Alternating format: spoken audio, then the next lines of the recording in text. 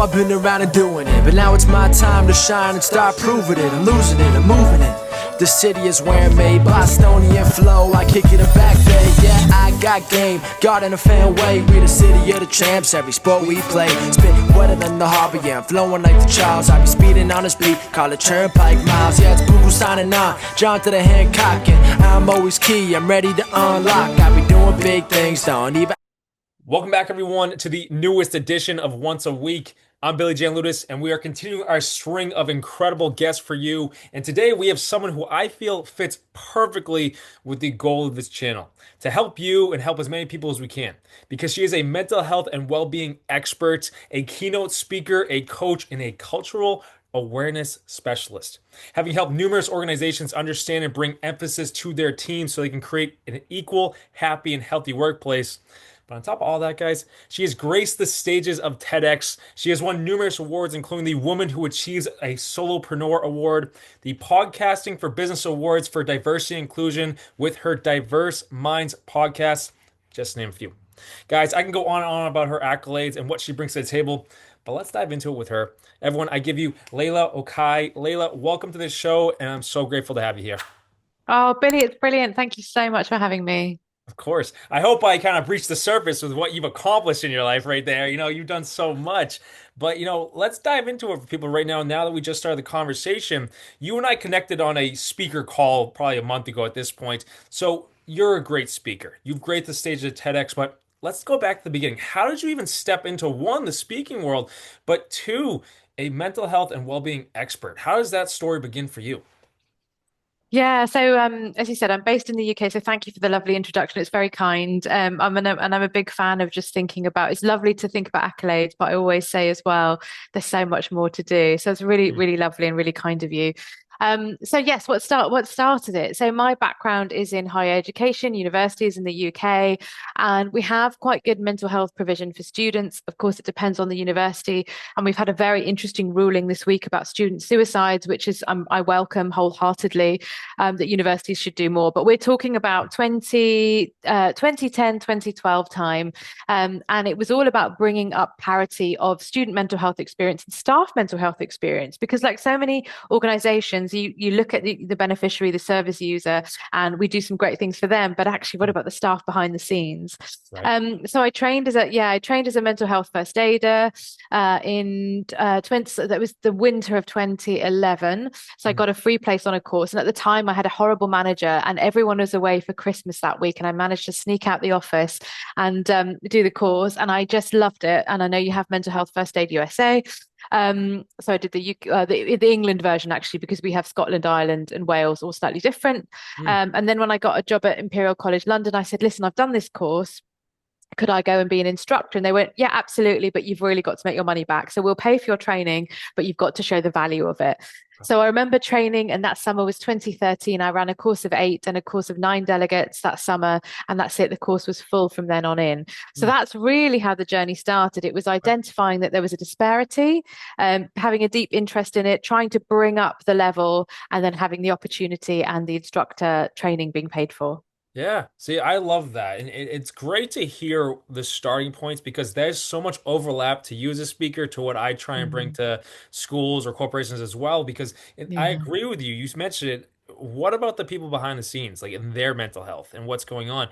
And I feel in the day and age we live in, with the go, go, go mentality of individuals, but corporations for that matter, that is something that always gets pushed aside. And when I worked in the therapy field, but in the company we worked for, they would, oh, hey, make sure you take self-care for yourself. I'm like, how?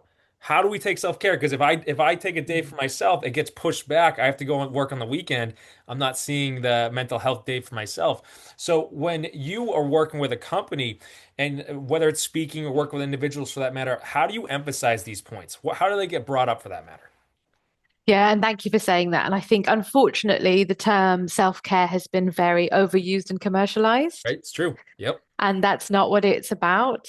And, going for a run and doing all those things, that's great, but that's part of our daily well-being that we should be doing for ourselves. If running is something you want to do, obviously you choose the activity that works for you.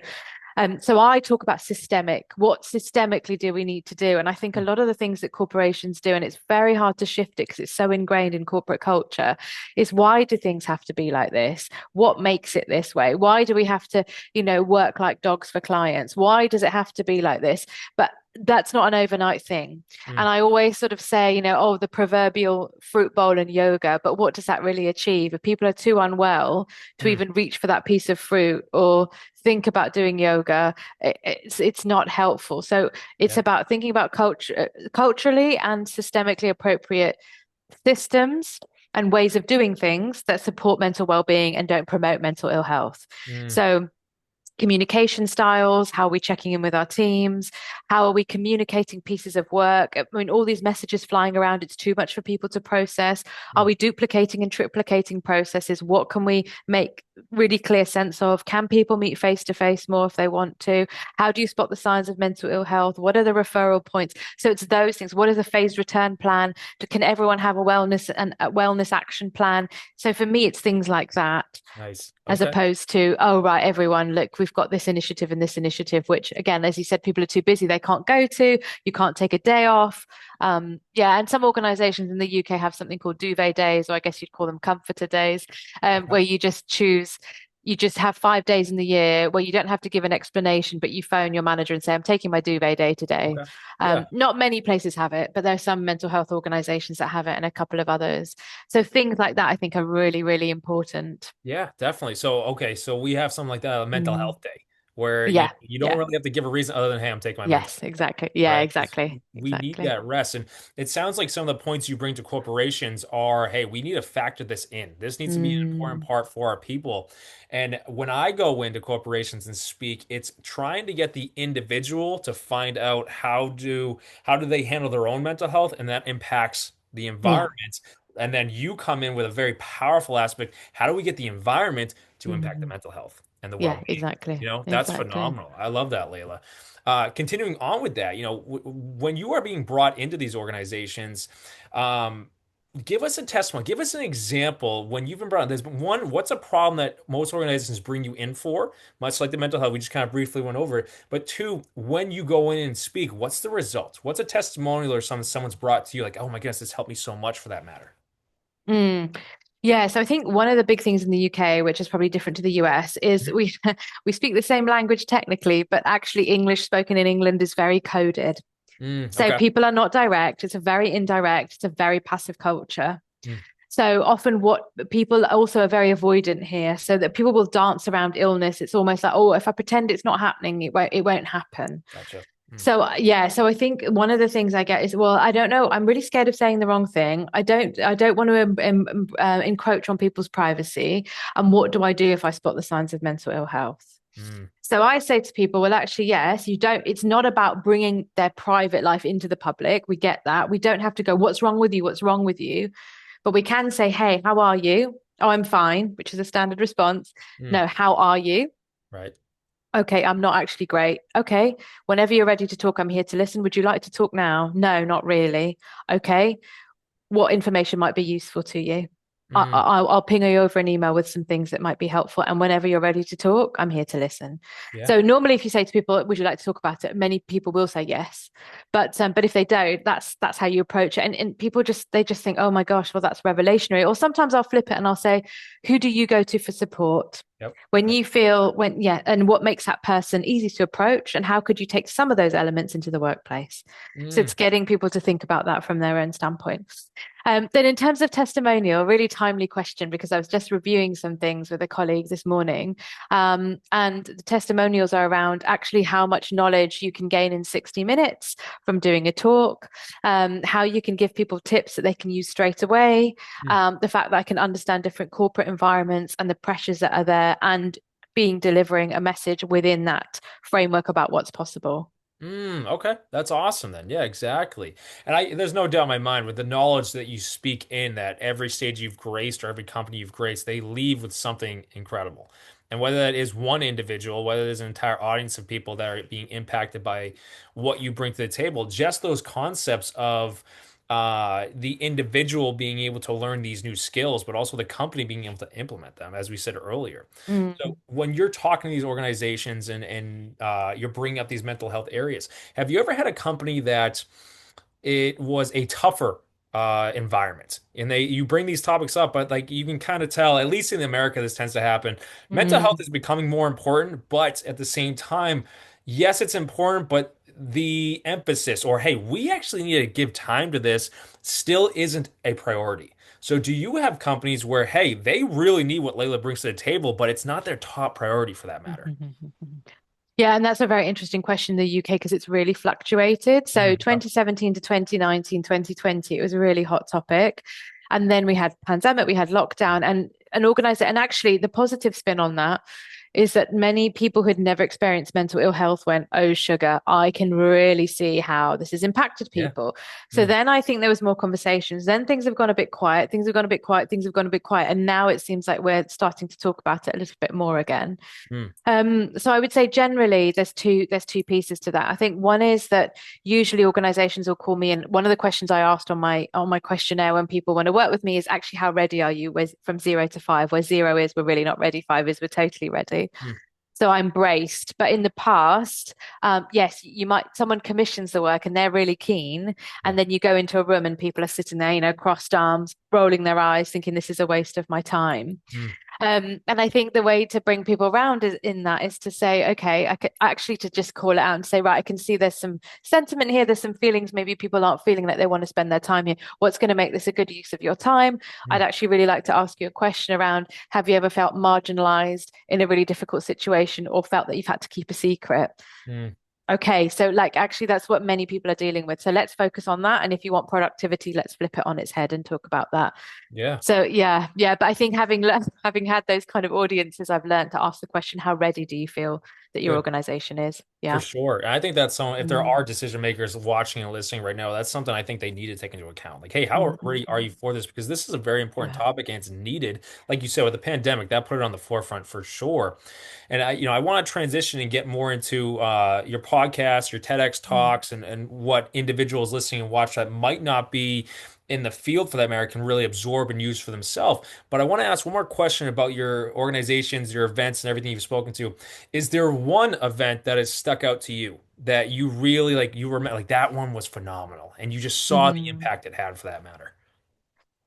Yeah, and I think the most impactful for me is when I run what we would call global majority or people of color leadership programs, and we Okay. have a whole day talking about boundaries, resilience, well-being. And Mm, I think it's again, we can also say to people, right, this is boundaries, this is this, this is that. But when you come from different cultural contexts, mm, you can identify as British, you can identify as American, but you've had a different journey where you're new diaspora, established communities, and talking about what that means to you. So people can create their own mental health plan yeah. around, Yeah. this is what works for me. This is how I'd like to communicate. If it goes wrong, these are the strategies I have. This is the part of my culture that really helps my well-being Mm. because it's a like a holistic 360 view. So those events really, really stick in my mind because not only is it a really positive conversation, but I learn so much. Yeah, I mean that's powerful right there. To have Mm, someone one have their own mental health plan, but the holistic aspect, whether it's cultural mm, pieces or anything, one for them to know what they're planning to be, but for an organization to have that information, mm, that's game mm. changing. Yeah. Wow. You're now one investing in your employee, which is so important, but two, now you have your entire plan to help them to individually. That means it's not Mm, just for employees or individuals listening right now, you're not just another number, you're an individual. And I think yeah, that's the change we're trying exactly. to make in the world. Everyone's important. But no, I find all information so fascinating, Layla. So I appreciate you sharing what you bring to the stages. But let's talk about some of the stages that really you bring to the table on your resume. TEDx talks. When did you do the TEDx talks? But what did you talk about for that matter when you were there? Yeah, so I did TEDx Wolverhampton, which is a town in the middle of England, just north of Birmingham. And I talked about the connection between culture, race, and mental health in the workplace. So really Oh, okay. relevant to what I do. I Hmm. drew on my own lived experience of racism in the workplace, a little bit what had happened to me, why we need to think about it, how racism impacts mental ill health and creates mental ill health, and actually what organizations can do about it at the individual team and institutional level. Okay, that's powerful. in that, you mentioned it, and you don't have to share if you don't want to. What was the experience you Mm. had that really sparked all this? Yeah, so I mean, I can talk about it quite calmly now, but Yep. at the time it was horrific. Mm, Essentially, what had happened is we'd had a change in manager at a particular organization, and this person had actually been a friend. She worked in a different department. She'd actually, well, I considered her a friend. And then she came into the team, and it was just a 360 on me. So I was the only person of color in the team. I worked on race equality specifically. mm, My work was taken away from me overnight, really subtly, and given to another colleague who did not know about my area of work. I was sidelined from meetings. I think there was a lot behind my back as well, because when I applied for other jobs in the organization, I just kept hitting brick walls. gotcha. Yeah, she turned a lot of people against me.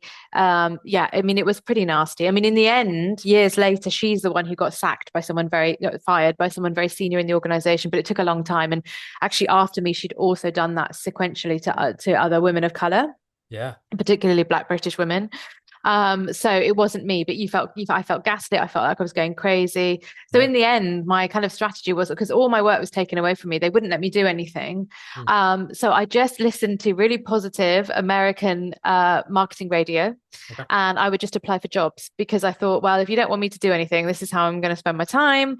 Yeah. Clearly, you don't want me involved in anything, and it wasn't really worth the fight, because I couldn't have put in a grievance, because there wasn't anything. This is, I can't think, very indicative of British ways. There wasn't anything particularly I could have called her out on. It was Ah, very subtle, and gotcha. it would have just looked like she was a manager supporting me with my workload.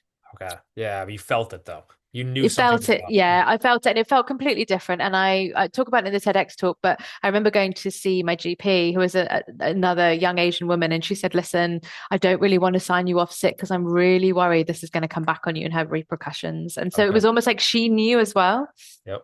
But yeah, no, my mental health was really poor. At the time, I really wasn't great.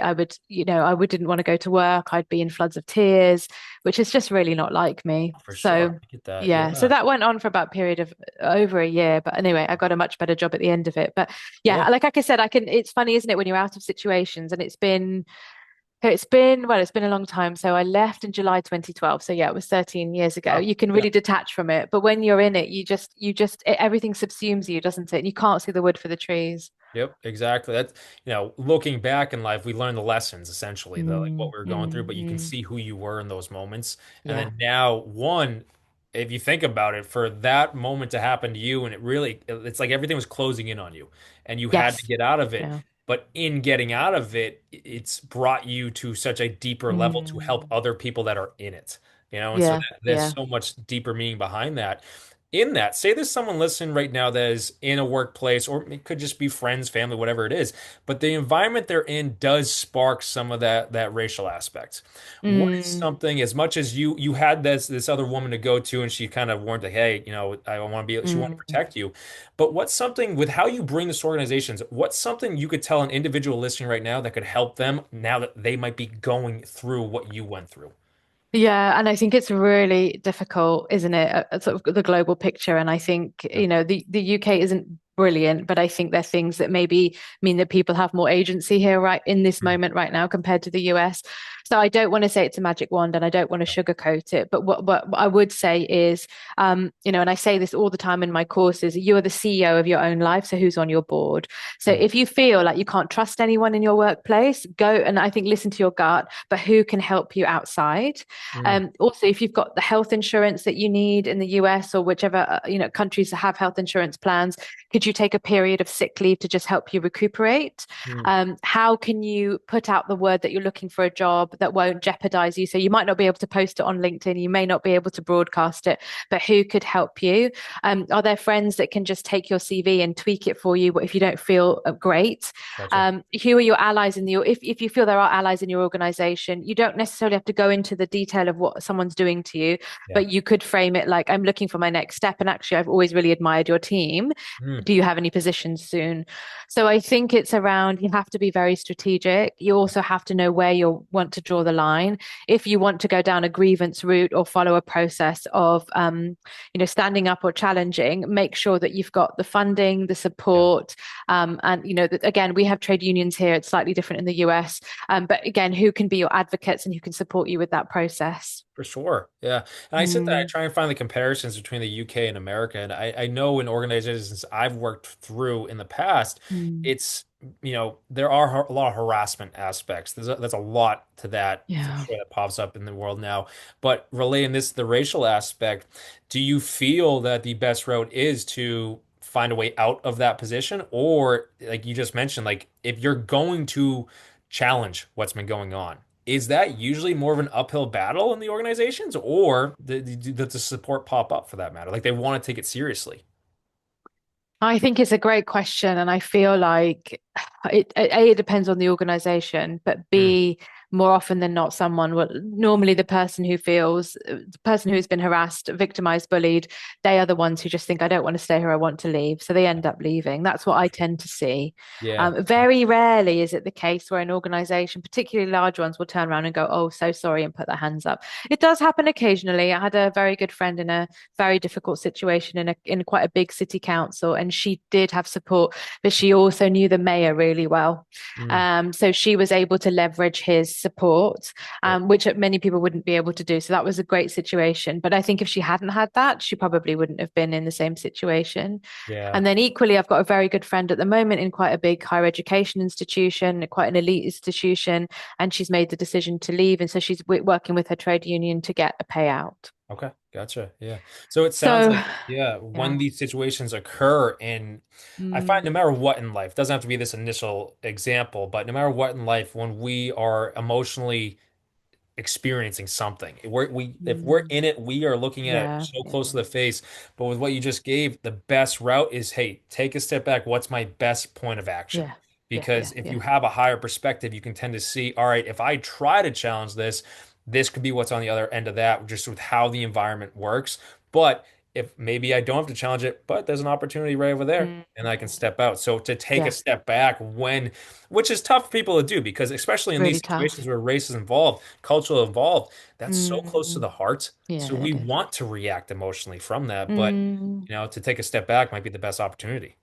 Yeah, it's the injustice, isn't it, as well? And I think, Right. many of us feel like this is happening to me and it's also happening to them. It's happening to them. Mm, I'm reading things in the news. It's happening globally. This is happening.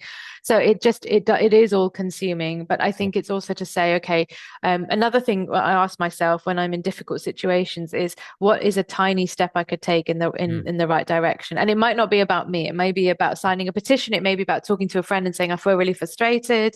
right. So an example is we've got library closures going on in our city. Okay. And loads of us are really devastated about it. So we went to a public meeting on Tuesday, and then I run a local book group. So me and my sort of co-runner, we filled everyone in the book group about it. And you think, well, it's not really changing anything. But then she handed out posters to put in our windows, and it's just that sense of actually we're not going to take this lying down. Mm, So yeah, even though we may know the outcome might be the same, I we're gotcha. just trying to take us the steps forward as best we all can. For sure. Yeah, that make your Mm, voices known. That's yeah. what creates change in the world for sure. And Mm, I just think that's such an important topic, which it sounds so incredible that you did a TEDx on it. And, I know TEDx only allows you a certain amount of time for their talks and whatnot, but it sounds like you pack so much into this talk. Can people find, is that on YouTube? Can people find that Yes, it TEDx for that is. matter? Yeah, it Okay. is on Yeah. YouTube. Yeah, so you can search it for my name. So Leyla, Leyla, Okhai, Okhai, TEDx, Wolverhampton, and that's spelled Okay. WOLVERHAMPTON, Wolverhampton, if you don't know the UK and you don't know Wolverhampton. So yes, you can find it 12 minutes. And actually it's long enough because I tell you what, as you might know, Billy, when you have to memorize a talk by heart and you haven't done school drama for a very long time, Uh-huh. 12 minutes is an awfully, awfully long time to memorize all your words. So For yeah, I'm sure. grateful it wasn't any longer. I get that. That's the thing I always find with the TED Talks or TEDx Talks. It's such a succinct, Mm, like precise amount of yeah, time, yeah. and they want you to perform it numerous times, and like it has to be the same every time. Mm, But it's just that's why when we were talking, I sent you over questions like, "Hey, we might go over this." I just think it's so funny how TEDx does that, but Mm. it allows you to master this because there's so much powerful information, and that's what they want out of it. So that's why I asked if people can find it on YouTube, and like I'll, guys, we'll put that link in the YouTube description so you can go find Layla's video, you can watch it because this, as we said earlier, this is such an important topic, and people struggle with it, and they might not voice the Mm. fact that they're struggling with it, but say someone's listening or watching right now and they are, now you have a resource. And you can always, like, Layla, we'll ask you where they can find more on Mm. you so they can reach out to you personally on these concepts too. But I just think that's so powerful. But that leads me to my next question with you with the other resource that you've now created for people in the Diverse Minds podcast. Can you explain that to us? Like, tell us about that. Where can we find it? But you've won awards with this podcast. How did that all get started? Yeah, the podcast. Hmm. Yeah, yeah. So, great story about the podcast because you're going to laugh. So this is, when people say the universe is with me, Yeah. and I don't normally say things like that, but here's an example of it. Huh? So, it was 2019 and I was in a co-working space with a friend of mine and we were doing some business planning. And on the other side, we were sitting on some sofas. On the other side, there was a big whiteboard and we needed it. So she got up and she said, "Oh, let's take this whiteboard." And she said, "Oh, excuse me, can I just take this whiteboard?" And this guy was like, "Yeah, yeah, of course." So wheeled it over. We were doing some planning. And then we finished and we said, "Oh, do you need it? We'll wheel it back." And he got up, he's very tall, and he said, "Oh, actually, just out of interest, what do you two do?" And I'd just been talking about, I need to start a podcast, I need to do Okay. this, I need to do that. So she said, "Oh, well, I do work in research and equality." And I said, "Oh, you know what I do?" And and I said, "Yeah, we've just been planning our business, but what do you do?" And he said, "Oh, I help well-being business owners start their podcasts." And we just looked at each other. I was like, "Are you No way. joking?" That's I was like, awesome. "Oh, well, I think I have a job for you." So Yeah. that's how I met Xavi. So Xavi's been working with me since 2019. So we launched the podcast in September 2019. Wow. And it's all about mental health and inclusion, the podcast. So different topics. It Yep. was weekly for 5 years. And then, so there's 5 years worth of weekly podcasts. And then in September 2024, it's gone fortnightly. Cool. So yeah, Yeah. and I don't have many guests on anymore, but the back catalogue has lots of guests, but it's all about mental health, inclusion in the workplace, different aspects, what we can do. Yeah, changes that Yeah. can be made. But yeah, That's awesome. that's the story. I love that. I like, as you said, whether you use terminology or not, the universe is working, Yeah. and just to have that happen, that's powerful. In that, where you've switched now to, as you said, a Fortnite aspect where, in less guests, does that allow you to have more impactful podcast episodes where people can really delve into this information and utilize it for that matter? Yeah, and I've also noticed, and Billy, you'll know this as a podcaster, that people don't want lots of information in one go. So what can often be one show can be split up into two shows, Definitely. and I can say, Exactly. yeah, and I try and do series. So it will be this month for Mental Health Awareness Week in the UK, which was at the beginning of May. Then I've got, and the theme is community. So then this week I'm going to be talking about community, what it means connected to mental health and well-being. So yeah, it enables me to do series. It enables me to tighten it up. It enables me to give almost like a show in a way, like Yeah. a TV show where people want to come in for the next installation. Yeah, Yeah, that's installment, I awesome. should say, not installation. No, seriously, that's awesome, Layla. So, with that spread and how impactful this is, you've won awards with it. How did that come about? Where people like, it sounds like a fire started from this very quickly. Yeah, that's kind. So Lindsay Ann Gold, she's massive in the independent business podcast world. So Mhm. Lindsay Ann Gold, she runs her own business, Waveform, and she has some really great resources for anyone who wants to start their own podcast. And she has these awards, so all about indie podcasting, because we have the British Podcast Awards, we've got big awards here, but good luck if you're an independent podcaster. The chances of winning, the people that win those are people that have production company by the Okay. BBC, etc. Mm. So we don't really have a chance, small people. So she started these awards and she said, "I really hope you'll think about applying." And it was just after the death of George Floyd, actually. And I'd done an episode about genuine allyship and anti-racism. So I submitted that one and I talked about my own lived experience of racism because I was actually born in the States. Mm. And then moved to the UK. So talked about that. And and that's the episode that I put forward. And that's the episode that got me the award in the DEI category. That's awesome. I love that. Mm. Talk about perfect timing too, right? It's like you jumped on the opportunity, you helped so many people with it, and the award came in for sure. But where can people find it? Like, is it on Spotify? Is it Mm. on So on iTunes? Where do you Spotify, go? yeah, Apple Podcasts, yeah, Spotify, Apple Podcasts, wherever you listen to your podcast from, pretty much. Nice. So yeah, Diverse Minds podcast, and you'll see it's kind of a cartoon drawing of me with a pod mic. Awesome. That's cool. No, I love that. So you guys, you heard it right there. When the credits roll this video, you're going to see that name, Diverse Minds, pop up, but also the link is going to be in the YouTube description for that podcast. You can go subscribe, listen more from Leyla. But no, I appreciate you going over that, Leyla, because like I said at the beginning of this video, you bring so many accolades to the table, whether it is TEDx Talks, whether it's so much organizations, whether it is podcasting. But where do you see the next steps going for? As we kind of start to close out this whole interview for that matter, Mm. where do you see the next steps for Leyla? Is that more stages and more organizations? Like what's next for you? Yeah, great question. And I think, yes, I would love there to be more stages and more platforms because I do really enjoy that work. Mm, But I think also it's about doing interesting work in the sense of people who want to make changes and sustain the change. mm, So I'm all about, I don't want to stay and hold your hand forever, but I can hold your hand for, a time that you need me. Then I want to give you all the tools and let go and go work with someone else. Because, people have the knowledge. It's just the confidence often or yeah. being able to do things in a different way. So for me, it's about the interesting, challenging, deep work that Mm. creates transformational and transactional change. That's awesome. That's perfect. And I agree with that concept of I don't have to hold your hand forever.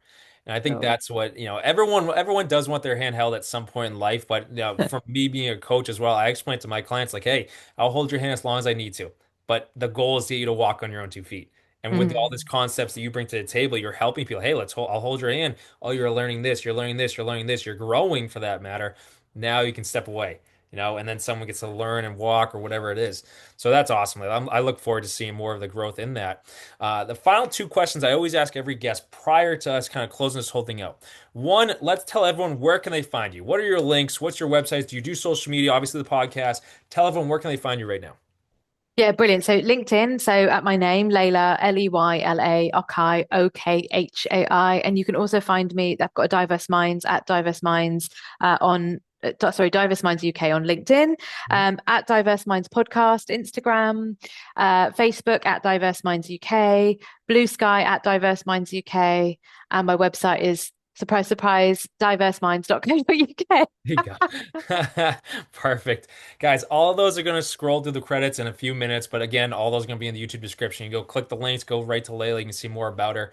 Leyla, the last question I would love to ask you is you've been through so much to get to where you are, whether it be the Mm. stuff in the organizations, like we talked about earlier with the racial aspects, or the TEDx stages, or whatever struggles might have popped up to bring you to where you are now. Would you ever go back and change anything, or would you allow it to kind Mm. of unfold the way it has to bring you to where you are right now? Oh gosh, what a question. And I'm not, so I'm going to preface that by saying I'm not, one of the things I'm really working on, I'm not good at acceptance. Okay. Hmm. Acceptance, no. So often I think about how I would do. There's very rarely a day that goes by actually where I don't think about what could I have done differently, which I don't know how helpful that is. But no, I think I would have done. If I knew what I knew now and went back, I wouldn't do the same thing. I Yeah. actually feel like I wonder whether I would have gone into tech and maybe tried to take on the tech world in a different way, or I don't know, or lived in a different country, or Mm. yeah, because also there were some horrendous things going on in my personal life as well. So Yeah. yes, I don't know. It's a great question, and I'm not sure. Yeah, I don't think knowing what I did now, I don't think I would have Okay. done it again. Yeah, No. for sure. And totally get that. But at the end of the day, if that's the case where stuff has happened in the Mm, past, for what you've done to work with what you've been given, you've created mm. such an incredible impact. So you got to take hold of that and realize, like, Oh, that's yes, you so could have gone kind. to the tech world and everything like this, or you could have made this decision and this. The decisions that you did make led you to where you are now, and you're helping so many people. You Mm. use what you had, you got to Yeah, be yeah, happy yeah, with yeah. that. That's awesome, Layla. Yeah. But no, like, so I appreciate the time here today. I appreciate you being part of once a week's episode. I would love to have you on again to dive deeper into more of what you bring to the table rather than just an overview, because I think there's so much Mm. need in the world, not just the UK, the world, for these concepts, whether it's diversity, whether it's mental health, well-being. As we said earlier, you're an expert in these fields. To have you on again down the line to share it to more people, I think it's needed. But I appreciate the time, Layla. I thank you for being Oh, here. thank you. Of Thank course. you so much. It's been brilliant. And I just really want to say thank you for your energy and your enthusiasm and your kindness. It's so lovely. Here for the show, right? Why not? That's who I get to be. I love it. It's not even just a host for that matter. This is me at my core. So I appreciate it resonating with you. But everyone, I thank you so much for tuning in. Please like this message on YouTube, hit that thumbs up on below. If at any moment through what we were talking about, someone popped in your mind That is a clear-cut sign to me that that person needs to hear this message to help them. Not to share Leyla, not to share me, but to lend a hand and help someone else out. Maybe they're going through a struggle in an organization. Maybe they're going through a struggle with their family, and they just need the insights that Leyla brings to the table or a topic we discussed. Share it to them to lend a hand and help someone else out. And if you have not yet, please subscribe to Once a Week. We are so close to 30,000 subscribers. If you haven't, become a part so we can help more and more people, because that's our goal here. If you're in need of a coach to help in any areas discussed today, go to BillyGLifeCoaching.com. You can set up a free call with me. I'll be right there for you. But lastly, guys, go to our YouTube description, click on all of Leyla's links, find out more about her, understand the deeper points she brings to the table, and check out her podcast, because there's so much value there. But again, Leyla, it's been a blast, and I appreciate the time. Thank you so much. Have a good one, guys. Thank you. Awesome.